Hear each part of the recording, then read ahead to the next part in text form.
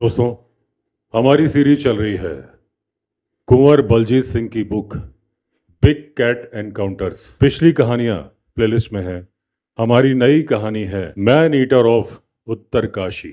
अब लेपर्ड एक चालाक जानवर के रूप में जाना जाता है और यह माना जाता है जितनी समझदारी और जितनी सोच समझ एक इंसान के अंदर होती है उतनी होती है लेपर्ड के अंदर। अब बहुत ही क्लीन फीडर माना जाता है लेपर्ड। बड़ी ही सफाई के साथ खाता है, स्किन को फोल्ड कर देता है जब वो अपने शिकार को खाता है। बालों को बिल्कुल भी खाना पसंद नहीं करता। सुबह होने के पहले अपने शिकार को खत्म कर देता है, यानी अपना भोजन जितना खा चुका होता है उतना खा लेता है।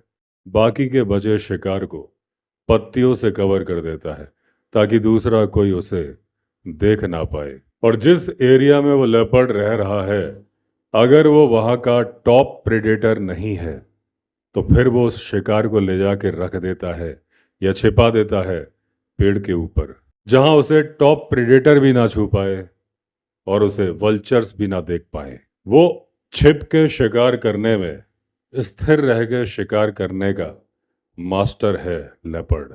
लेपर्ड अपने आप को जैसे छिपा सकता है ऐसे कोई दूसरा जानवर छिपा नहीं सकता। न सिर्फ वो चौकस निगाह रखता है जमीन से, उतनी ही चौकस निगाह रखता है पेड़ के ऊपर भी। लेपर्ड के निर्णय लेने की क्षमता त्वरित होती है। फौरन डिसाइड करता है फ्लाइट करना है, यानी कि भागना है, कि फाइट करना है या फिर करना है अटैक। तो ये जितनी क्वालिटीज मैंने आपको बताई ये तो थी नॉर्मल लेपर्ड की क्वालिटीज। लेकिन अगर कोई लेपर्ड मैन ईटर बन जाता है, इंसानी मांस का स्वाद चख लेता है, यानी उसका आमना सामना नज़दीक से होने लगता है इंसान से, तो वो उतना ही समझदार हो जाता है जितना इंसान होता है। उसके सोचने समझने की शक्ति इंसान के जैसी हो जाती है।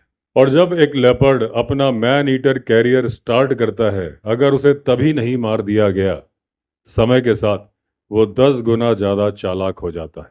जनवरी 2004 की बात है। हमें बुलाया गया उत्तरकाशी क्योंकि वहाँ पर एक मैन ईटर लेपर्ड एक्टिव हो गया था। अब ये घटना आश्चर्यचकित करने वाली थी क्योंकि पिछले 30-40 सालों में उत्तरकाशी में कोई आदमखोर तेंदुआ हुआ नहीं था। अब क्योंकि हमें अचानक बुलाया गया था तो हम अपने साथ अपना कुक लेके नहीं आ पाए थे। हमें यहाँ पर रुकाया गया था GRE मेस में, जहाँ पर बोर्डिंग और लॉजिंग यानी खाने पीने की व्यवस्था और रहने की व्यवस्था DFO साहब ने करवाई थी। नॉर्मली जब भी हम कभी शिकार यात्रा पर यानी कि मैन ईटर को मारने जाते थे तो हम अपने साथ लेके जाते थे अपना कुक और नॉन पेरिशेबल आइटम्स, यानी आटा, तेल, मसाले, बर्तन। हम अपने साथ अपना टेंट और बेड भी लेके जाते थे कि अगर हमें कभी खुले में रातें गुजारनी पड़ी तो। हमारी जो फॉरेस्ट डिपार्टमेंट से मांग होती थी हमेशा, वो केवल फॉरेस्ट रेस्ट हाउस की होती थी, क्योंकि दिन भर की ट्रैकिंग के बाद हम थक जाते थे, रात भर मचान पर बैठने के बाद थक जाते थे। कम से कम वापस लौटे तो आराम से नींद तो आए और ढंग का खाना तो मिले। अब हम उत्तरकाशी पहुंचे, अपने रूम में शिफ्ट हुए, क्योंकि खाना भी उन लोगों की तरफ से ही दिया जाने वाला था, तो हमें खाने का इंतजाम करने की चिंता नहीं थी। अगले दिन सुबह हमें वो एरिया दिखाने के लिए ले जाया गया जो था मैन ईटर का एरिया। इलाका बहुत बड़ा था, करीब 50-60 किलोमीटर लंबा एरिया था, पूरा सर्किल बना हुआ था। अब ये एरिया जाता था उत्तर काशी के आउटस्कर्ट से स्टार्ट होके सुकर्णा धार, रास्ते में पड़ते थे ठालान और फोल्ड गांव। फिर ये उत्तर काशी चंबा रोड पर आ जाता था देवी धार के पास। वहां से ये एरिया जाता था धरासू बेंड की तरफ। फिर यहाँ से जाता था ब्रह्मखाल और धरासू बरकोट रोड की तरफ। अब करीब करीब ये एक सर्किल का थर्ड क्वार्टर था जो कि स्टार्ट होता था उत्तर काशी से, खत्म होता था सिलक्यारा गांव में जो कि ब्रह्मखाल के ऊपर था। अब जब हमने एरिया देख लिया था तो हमने डिसाइड किया कि हम रात में टॉर्च लेके ढूंढने निकलेंगे उस आदमखोर को। अब हमें घूमने के लिए जीप DFO ने प्रोवाइड कराई थी, और क्योंकि उस इलाके में मोबाइल का नेटवर्क था नहीं तो हमें वायरलेस सेट भी दिए थे ताकि हम DFO से डायरेक्ट कम्युनिकेशन कर सकें। अब हमने सोचा उस इलाके को ढूंढा जाए जहां पर आखिरी शिकार किया था उस तेंदुए ने, और वो था ठालान गांव के पास में। अब जब ठालान के आसपास टॉर्च लेके हम लोग लेपर्ड की तलाश कर रहे थे, तभी हमें दो चमकती हुई आंखें नजर आईं। ये था ठालान के बहुत ही नजदीक। जब हम और नजदीक गए तो देखा कि एक लेपर्ड झाड़ी के पास में बैठा हुआ है। अब उस लेपर्ड की पूरी बॉडी झाड़ी के पीछे छिपी हुई थी। हमें नजर आ रहा था तो केवल उसका सर। अब क्योंकि ये लेपर्ड उस जगह से बहुत ज्यादा नजदीक था जहां पर उसने आखिरी इंसानी शिकार किया था, तो हमने उसे यही माना कि ये है मैन ईटर। अब हम अपने ग्रह नक्षत्रों को धन्यवाद दे रहे थे कि हमें इतनी जल्दी नजर आ गया मैन ईटर, वो भी हमारे उत्तरकाशी आने के पहले दिन में ही।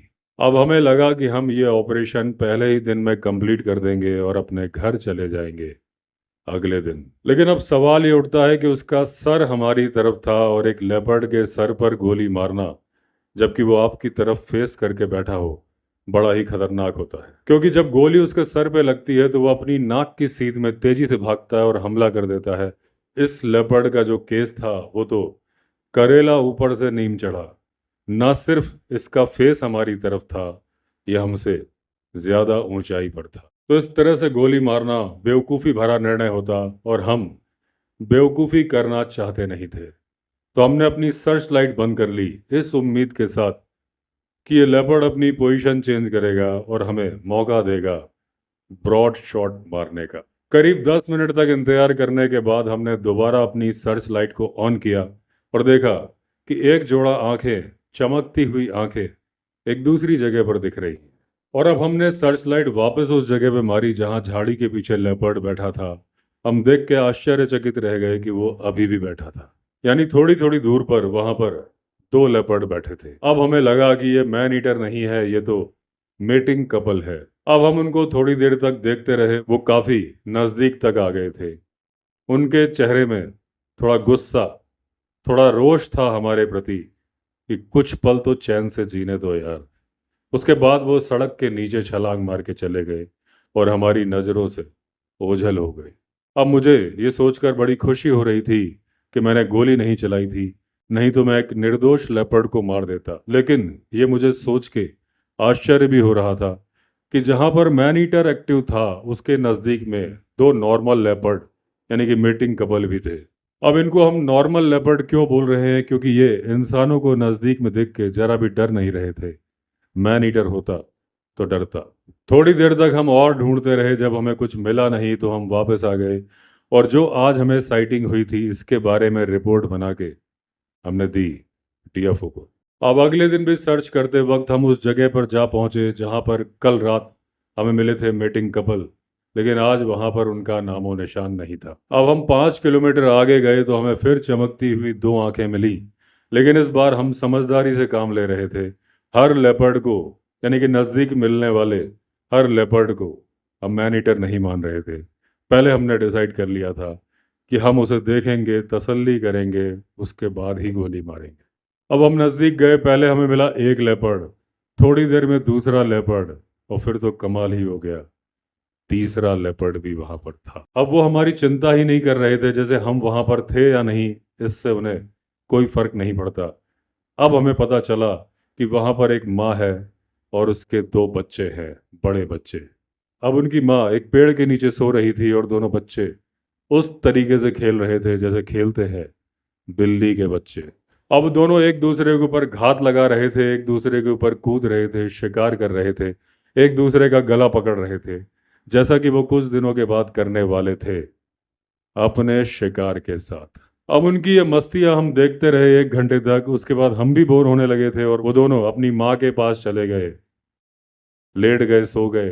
ये इशारा था हमारे लिए कि तुम भी जाओ यार। हमने 4 यंग बफेलोज अलग अलग इलाकों में बांधी थी एज ए लाइव बेट, लेकिन अभी तक किसी भी बफेलो को मारा नहीं था, किसी लेपर्ड ने भी। अब जो हमने यंग बफेलो बांधी थी उसका एक कारण यह था कि लेपर्ड ज्यादा जवान बफेलो पे हमला करता नहीं है, और दूसरी बात यह होती है कि जो एक जवान भैंस होती है वो बहुत महंगी होती है। एक तो खरीदना मुश्किल, दूसरा उसे हासिल करना मुश्किल क्योंकि उसे बेचने वाले मिलते नहीं हैं। अब क्योंकि हमें आइडिया था नहीं कि वो मैन ईटर कब मिलेगा, कहाँ मिलेगा, कैसे मिलेगा, तो हम वो करते रहे जो हम कर सकते थे। बस ढूंढते रहे, ढूंढते रहे, ढूंढते रहे। एक दिन हम पहुंचे एक अकेले से मकान के पास, संकुरना धार के पास। अब ये जो घर बना था एक आधे एकड़ के खेत के नजदीक बना था। जो खेत था नीचाई पर था और रोड के काफी नजदीक था। एक साइड इसके मकान था और दूसरी तरफ था एक रवीन यानी कि पहाड़ी नाला।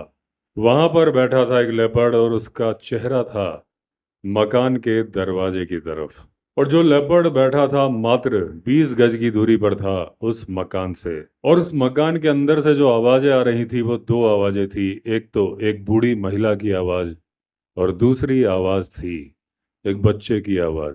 और जो बच्चा भी था मात्र 6 या 7 साल का बच्चा रहा होगा। एक आइडियल एज जो शिकार बन जाता है आदमखोर का। यानी कि आदमखोर को जिस तरह के बच्चे की तलाश थी उसी बच्चे की आवाज सुन के वो घात लगा के बैठा था। अच्छा, इस टाइम तक मैं बहुत सारे लेपर्ड देख चुका था, तो मैंने डिसाइड किया था कि जब भी मैं कोई लेपर्ड देखूंगा उसे मारने के पहले डीएफओ से सलाह जरूर करूंगा। लेकिन ये तो सामने ही नजर आ रहा था कि ये मैन ईटर है, क्योंकि बच्चे की आवाज सुन के वो घात लगा के बैठा था। इंतजार में था कि जैसे ही बच्चा बाहर आए वो उस पर छलांग लगाए और उसे लेकर चला जाए। अब ये सीन देखने के बाद हमने डिसाइड किया कि हम थोड़ा आगे जाएं, वहां से वायरलेस सेट पर डीएफओ से बात करें ताकि ये लेपर्ड हमारी आवाज ना सुन पाए, क्योंकि ये मैन ईटर को मारने का सुनहरा मौका था और ऐसा मौका मैं चूकना नहीं चाहता था। अब मैंने डीएफओ से बोला कि ये अपनी हरकतों से मुझे लग रहा है कि ये मैन ईटर है, क्या करूं? डीएफओ ने कहा उसे गोली बिल्कुल मत मारना, वो मैन ईटर नहीं है। उस इलाके में अक्सर देखा जाता है, इंसान को कभी नुकसान नहीं पहुंचाता। अब डीएफओ की बात सुन के हम लोग आश्चर्यचकित रह गए कि क्या ये बिहेवियर होता है एक हार्मलेस लेपर्ड का, कि घर के बाहर 20 गज की दूरी पर बैठा है, फेस भी घर की तरफ किया हुआ है। अगर ये बिहेवियर है हार्मलेस लेपर्ड का, तो फिर मैन ईटर का बिहेवियर कैसा होता है? खैर, मुझे डीएफओ ने बोला था कि इसे गोली नहीं मारनी, तो मैंने नहीं मारी। लेकिन मैं अपनी जिम्मेदारी समझ के उस घर पे गया, घर में रहने वाले लोगों को आगाह किया कि इस तरह का खतरा आपके दरवाजे के बाहर बैठा हुआ है। अभी जब मैं उन्हें आगाह कर रहा था तब भी लेपर्ड वहीं बैठा था, उसी पोजीशन में बैठा था। अब हम लोगों ने थोड़ा जोर जोर से बात करनी शुरू की, तब भी वो लेपर्ड हमारी सर्च लाइट की तरफ देखता रहा और वैसा ही बैठा रहा। अब हम लोगों ने शोर शराबा करना शुरू किया। काफ़ी देर बैठे रहने के बाद वो उठा, अनमने मन से, थोड़ा सा नाराज सा लग रहा था और उसके मन की फीलिंग तो हम समझ पा रहे थे। यानी कि 001 आपकी बहन जी को नमन करके वो थोड़ा आगे चला गया। बार बार अपने कंधे की तरफ से मुड़ के देख रहा था। फिर वो मकान के पीछे रवीन की तरफ चला गया। जब हमने उस मकान का दरवाजा खुलवाया तो जैसे कि उम्मीद थी, एक बच्चा था, एक बूढ़ी महिला थी और था एक कुत्ता। हमने उन बूढ़ी महिला को बताया कि बाहर एक लेपर्ड बैठा है, लेकिन वो हमारी भाषा समझ नहीं पा रही थी। तब हमने इशारों की भाषा में उन्हें समझाया कि ये जो बच्चा है इसे बाहर मत जाने देना, बाहर बघेरा बैठा है। उसके बाद हम वहां से आ गए। अब हमें कारण समझ में आ गया था कि वो बच्चे की फिराक में नहीं था, वो था कुत्ते की फिराक में। और ये सही में इनोसेंट लेपर्ड था। दूसरी बार मेरे हाथ से मरते मरते बच गया इनोसेंट लेपर्ड। अब हमने अपनी सर्च कंटिन्यू रखी।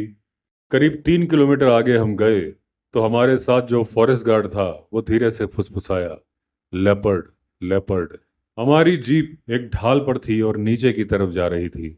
अब जैसे मैंने नीचे झांक के देखा कि देखूं ढाल की तरफ क्या है, मेरी आंखें चार हो गई एक लेपर्ड से, जो कि बिल्कुल तैयारी में था सड़क पर छलांग लगाने की। ज्यादा दूरी पर था नहीं, मेरे चेहरे से था मात्र 5 फीट की दूरी पर। यानी कि अगर अपनी मैंने बाहें फैला दी होती तो झप्पी पाली होती लेपर्ड से, यानी कि मैं उसे छू सकता था। अब मुझे भी झटका लग गया था कि मेरे इतने नजदीक में लेपर्ड है। मेरे मुंह से एक ही आवाज निकल पाई, रन रन।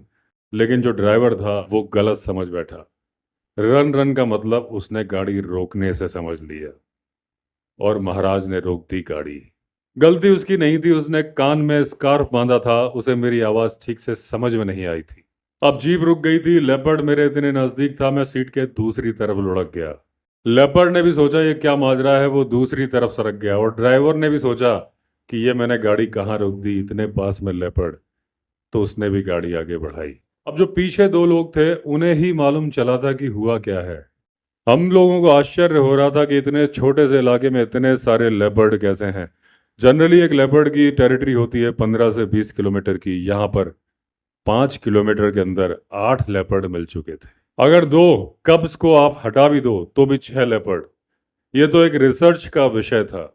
यानी कि आदमी की आबादी बढ़ने की वजह से लेपर्ड की टेरिटरी छोटी हो रही थी और उसने छोटे इलाके में गुजारा करना सीख लिया था। अब हमारे लिए बड़ा मुश्किल हो रहा था उस मैन ईटर को ढूंढना। हालांकि ये तो हमने तय कर लिया था कि किसी भी हालत में जब तक हमें ये श्योर नहीं हो जाएगा कि ये मैन ईटर है, हम उसे गोली नहीं मारेंगे। क्योंकि मेरी नैतिक जिम्मेदारी भी बनती थी। अगर मैं गलत लेपर्ड को गोली मार दूंगा, यहाँ के लोकल निवासी ये समझेंगे कि मैंने मैन ईटर को मार दिया और वो जो प्रिकॉशंस लेते हैं उसे छोड़ देंगे और उनके लिए और ज़्यादा खतरा हो जाएगा। मेरी इमेज भी डाउन हो जाएगी फॉरेस्ट डिपार्टमेंट के सामने। एक बार ऐसा पौड़ी में हो गया था। एक शिकारी ने पौड़ी में गलत लेपर्ड मार दिया था और जब वो उत्सव मना रहे थे मैन ईटर के मरने का, तभी खबर आई कि एक बच्चे को उठा लिया है मैन ईटर ने नज़दीक के ही घर से। अब ऐसी परिस्थिति मेरे साथ ना आ जाए, इस बारे में मैं सोच रहा था कि क्या क्या उपाय किए जाए। मेरे पास थे 3 उपाय। एक तो ये कि जब मैन ईटर शिकार करे मैं उसके नज़दीक रहूं ताकि मैं जल्दी उसे ढूंढ के गोली मार सकूं। लेकिन ये मात्र एक कल्पना थी, सच्चाई से कोसों दूर थी। मुझे कैसे मालूम चलता कि मैन ईटर कहाँ पर हमला करने वाला है ताकि मैं उसके नज़दीक रह पाता। दूसरा उपाय था कि जब मैन ईटर किसी इंसान को शिकार बनाए तो उसकी डेड बॉडी के पास मैं बैठूं, क्योंकि उसे एक बार में तो मैन ईटर खा नहीं पाता है। तो जब लौट के आएगा तो गारंटी होगी कि वो मैन ईटर ही है। लेकिन कोई भी गांव वाला अपने नियर एंड डियर की डेड बॉडी को छोड़ने के लिए तैयार नहीं होता था। हालांकि उन्हें कितना भी कन्विंस करो कि आपकी सुरक्षा के लिए है, इससे बाकी लोगों की जान बच जाएगी और आपको छुटकारा मिल जाएगा मैन ईटर से। तीसरा था कि यंग बफेलोज में बांधता रहूं, लेकिन वो एक परफेक्ट उपाय नहीं था क्योंकि मेरे पास कोई सैंपल नहीं था मैन ईटर के पग मार्क्स का। तो मैंने कंसंट्रेट किया सेकंड ऑप्शन पर और मैंने सोचा कि किस तरह से मैं कन्विंस करूं गांव वालों को डेड बॉडी वहां पर छोड़ने के लिए। अगले दिन एक senior retired forest official Uttarkashi आए और मैंने उनसे मुलाकात की और बात की आदमखोर के बारे में। और हमने उन्हें बताया कि किस तरह की परेशानियां हम झेल रहे हैं उस आदमखोर को ढूंढने में। तो उन्होंने कहा कि एक मैप तैयार करो, जहां जहां पर मैन ईटर वारदात कर रहा है डेट लिखो, जगह लिखो। हमने वो मैप तैयार किया और हमने देखा कि एक सेमी सर्कल किलिंग था। उसने सिलक्यारा से स्टार्ट किया था, फिर गया था सौंद गांव, डुंडा, पंचन गांव, फोल्ड और थालान। अब ये एक इम्पॉर्टेंट क्लू हमारे हाथ लग गया था। इससे मुझे मैन ईटर को मारने में मदद मिलने वाली थी। हमने उनसे ट्रैंकुलाइजेशन के बारे में भी बात की, जो प्रॉब्लम लेपर्ड्स होते हैं, और उन्हें चिड़ियाघर भेजने के बारे में। मैंने उनसे बोला कि मैं अपने लिए एक ट्रैंकुलाइजर गन खरीदने के लिए तैयार हूं अपने खर्चे पर, और उसके लिए ट्रेनिंग लेने के लिए भी तैयार। उन्होंने मेरे इंटेंशंस की सराहना की, लेकिन उन्होंने कहा कि पहाड़ी भूमि पर ट्रैंकुलाइज करना इतना आसान नहीं है। एक तो उसकी रेंज ज़्यादा नहीं होती, फिर भी अगर आपने उसे ट्रैंकुलाइज कर भी दिया, वो ढलान से नीचे चला जाएगा, ऐसी जगह छिप जाएगा कि निश्चित समय में आप उसे ढूंढ नहीं पाएंगे। जब तक आप ढूंढते ढूंढते उसके पास पहुंचेंगे, उसे होश आ चुका होगा और वो आप पर हमला कर देगा।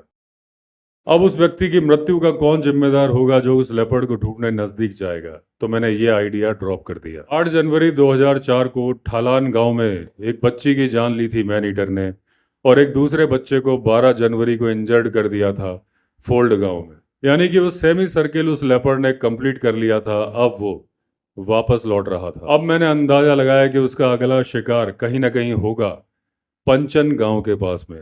तो मैंने डिसाइड किया कि मैं उसकी खोजबीन जारी रखूंगा पंचन गांव के पास में, और मेरा ये डिसीजन सही था। 13 जनवरी को उसने चमारी गांव में एक बच्ची की जान ले ली, जो कि पंचन गांव के अपोजिट साइड में ही था। जैसे ही हमें खबर मिली, हम भागे उस घटना स्थल की तरफ। 4 किलोमीटर हमें पैदल चलना पड़ा। जब हम उस घर में पहुंचे तो मालूम चला कि गांव वाले उसकी बॉडी को हासिल करने के लिए या ढूंढने के लिए जंगल में गए हैं। आधे रास्ते में ही उन गांव वालों से हमारी मुलाकात हो गई, जो कि उस बच्ची जिसकी की जान ली थी लेपर्ड ने, उसे लेके आ रहे थे। हमने उनसे कहा कि जिस जगह पर लेपर्ड ने उस बच्ची को मारा था वो बॉडी वहीं रख दीजिए ताकि इसकी मौत का बदला हम ले सकें, लेकिन गांव वाले इस बात के लिए राजी नहीं हुए। अब मैंने रात गुजारी एक पेड़ के ऊपर उस जगह पर जहां पर बच्ची पर हमला किया था लेपर्ड ने, इस उम्मीद के साथ कि क्या पता बॉडी को ढूंढने के लिए लेपर्ड वहां पर आए, क्योंकि उस बच्ची को मार तो दिया था लेपर्ड ने लेकिन उसे खाया नहीं था। लेकिन रात के 10 बजे तक मैं इंतजार करता रहा लेकिन वो लेपर्ड आया नहीं। मुझे ना तो उसकी कोई आवाज़ सुनाई दी, ना ही मिली कोई झलक। अगले दिन सुबह मुझे खबर मिली कि गांव वालों ने एक लेपर्ड को घेर लिया है जंगल के एक पैच में। उस जगह पहुंचने पर मैंने देखा कि फुटपाथ पर कुछ गांव वाले बैठे हैं। जब मैंने उनसे पूछा कहाँ है वो लेपर्ड, उन्होंने इशारा करके बताया। अब मैं अपने पाठकों की सुविधा के लिए आपको डिस्क्रिप्शन दूंगा उस एरिया के बारे में ताकि वो समझ सके कि यहाँ पर बीट ऑर्गेनाइज करना कितना मुश्किल था। वहां पर एक बड़ा सा खुला खेत था, उसमें कोई भी छिपने की जगह नहीं थी। उस खेत के किनारे पर निचले हिस्से पर वहां पर एक स्ट्रीम बह रही थी, उसके चारों तरफ घनी झाड़ियां थी ऊंची ऊंची। स्ट्रीम के दूसरे तरफ पहाड़ी थी। जो पहाड़ी साइड था उसमें बहुत सारी झाड़ियां थी अलग अलग तरह की। पहाड़ी पर 200 गज की ऊंचाई पर बहुत सारे लोग बैठे थे अलग अलग झुंड बना के, और जो पहाड़ी साइड था वो करीब आधा किलोमीटर लंबा था। लेपर्ड बहुत ही चालाक, बहुत ही समझदार, बहुत ही चतुर जानवर होता है। वो ऐसी जगह में छिप जाता है जहां पर शायद चूहा भी ना छिप पाए। वो सांप की तरह से जमीन पे चिपक के अपना पेट चिपका के निकल जाता है।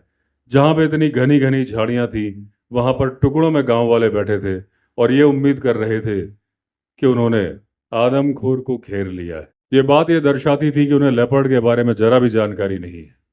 तो देख के ही मुझे मालूम चल चुका था कि वहां पर कोई मैन ईटर है नहीं, लेकिन उन लोगों की तसल्ली के लिए, ताकि उन्हें लग जाए कि मैंने कोई लापरवाही नहीं बरती, मैंने उनसे कहा कि पहाड़ से जोर जोर से आवाज लगाओ, पत्थर लुढ़काओ। लेपर्ड के लिए बीट ऑर्गेनाइज करने के लिए बहुत सारे आदमियों की जरूरत पड़ती है।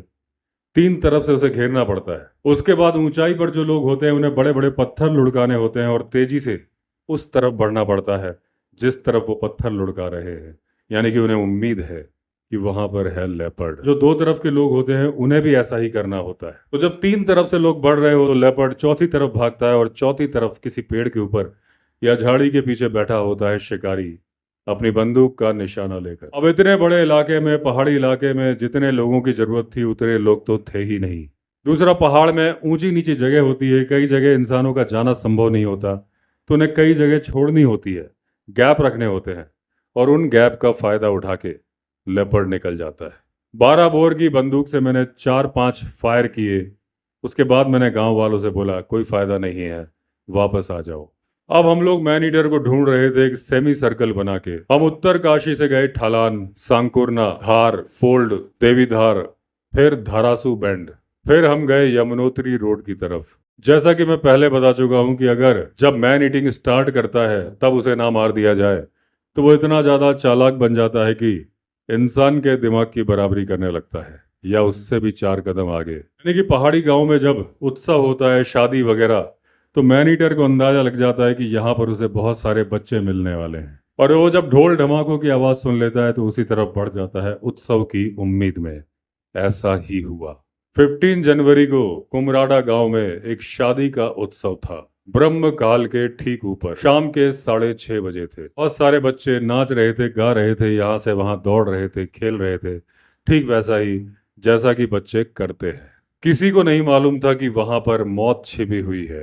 मैन ईटर झाड़ी में छिप के इंतजार कर रहा था, आते जाते बच्चों को देख रहा था, और उसे मौका मिल गया। एक 8 से 9 साल की बच्ची उस मकान की तरफ जा रही थी जहां पर चल रहा था शादी का उत्सव। मैन ईटर ने सोचा कि लड़की अकेली है, मौका अच्छा है, मार दो चौका। लेकिन जैसे ही वो हमला करने आया, उसका 13 से 14 साल का भाई उससे 2-4 कदम पीछे ही चल रहा था। जैसे ही मैन ईटर ने लड़की पे हमला किया, वो लड़की मदद के लिए चिल्लाई। उसके भाई ने उसे देखा। लड़के ने प्रेजेंस ऑफ माइंड दिखाया। उसने लकड़ी या पत्थर ढूंढने की कोशिश नहीं की, अपनी कमर से बेल्ट निकाला, मैन ईटर को बेल्ट से मारने लगा और जोर जोर से चिल्लाने लगा। बेल्ट के जोरदार प्रहार से मैन ईटर तिलमिला गया और उसने उसकी बहन को छोड़ दिया। वो लड़का इतना ज्यादा एक्साइटेड और इतना ज्यादा डर चुका था कि जब मैन ईटर उसकी बहन को छोड़ के भागा, ओवर एक्साइटमेंट और डर की वजह से वो लड़का बेहोश हो गया। किस्मत की बात है कि नीचे ही हम लोग मैन ईटर की तलाश कर रहे थे। जैसे ही वो हंगामे की आवाज हमने सुनी, अपनी सर्च लाइट हमने उस तरफ डाल दी। लोग समझ गए कि हम लोग शिकारी हैं। वो ऊपर से चिल्लाए कि वो आदमखोर हमारी तरफ ही आ रहा है। हम चुपचाप बैठ के इंतजार करने लगे। थोड़ी देर में हमसे 100 गज की दूरी पर हमने देखा लेपर्ड रोड को क्रॉस कर रहा है। मैंने ध्यानपूर्वक निशाना लगाया। निशाना था उसका शोल्डर, राइफल थी मेरी .375। जैसे ही मेरी गोली लगी उस लेपर्ड को, उसने एक लंबी छलांग, ऊंची छलांग लगाई और उसके बाद चला गया रवीन के अंदर। हम दौड़े उस इलाके की तरफ। थोड़ी देर सुनने की कोशिश कर रहे थे। किसी तरह की आवाज वहां पर आ नहीं रही थी, लेकिन रोड पर बहुत सारा खून बिखरा हुआ था। मैं समझ चुका था कि लेपर्ड मर चुका है। लेपर्ड को गोली लगती है और वो हवा में उछलता है और उसके बाद किसी तरह की आवाज ना आए, समझ लीजिए वो मर चुका है। अंधेरा हो चुका था और उस पहाड़ी नाले में जाने का कोई रास्ता नहीं था। हमने डिसाइड किया कि लेपर्ड की बॉडी को सुबह निकालेंगे। हम वापस रेस्ट हाउस चले गए और हमने वायरलेस पे इंफॉर्मेशन दी डीएफओ को अपनी सफलता के बारे में। सुबह हम बॉडी को ढूंढने गए। वो सड़क से मात्र 50 गज की नीचाई पर पहाड़ी नाले में पड़ा हुआ था, मरा हुआ। ये एक एवरेज साइज का लेपर्ड था, मेल लेपर्ड था और किसी तरह की शारीरिक कमी उसके अंदर नहीं थी। मुझे केवल एक गोली चलाने का मौका मिला था और उस गोली ने उसके हार्ट और उसके लिवर के टुकड़े टुकड़े कर दिए थे। तो इस तरह से अंत हुआ उत्तर काशी के मैन ईटर का। और एक कहावत है कि इस विश्व में कुछ भी असंभव नहीं होता। वो कहावत यहां पर चरितार्थ हो गई थी। तो जिस पहले ऑप्शन को मैंने रिजेक्ट कर दिया था कि ये तो इम्पॉसिबल है कि उस जगह पर मौजूद रहना जहां पर मैन ईटर वारदात करे, वो संभव हो गया था। हम लोग उस जगह पर ही थे। पुरानी कहावत है शिकार इज बाय चांस। अगर उस कहावत को हम थोड़ा सा मॉडिफाई कर दें तो हम कह सकते हैं साइटिंग इज बाय चांस। वो लड़की मर गई हॉस्पिटल जाके क्योंकि उसे पहले कंधे से पकड़ा था लेपर्ड ने, उसके बाद पकड़ लिया था गले में। उसका भाई सदमे में था, लेकिन कुछ दिन बाद उसने रिकवर कर लिया और वो ठीक हो गया। तो दोस्तों, इस तरह से एंड हुई है कहानी। हमारी नई कहानी में फिर मिलेंगे। अगर आपने चैनल सब्सक्राइब नहीं किया है तो चैनल सब्सक्राइब कर दीजिए। चलिए फिर मिलते हैं, तब तक के लिए all the best. Vande Mataram.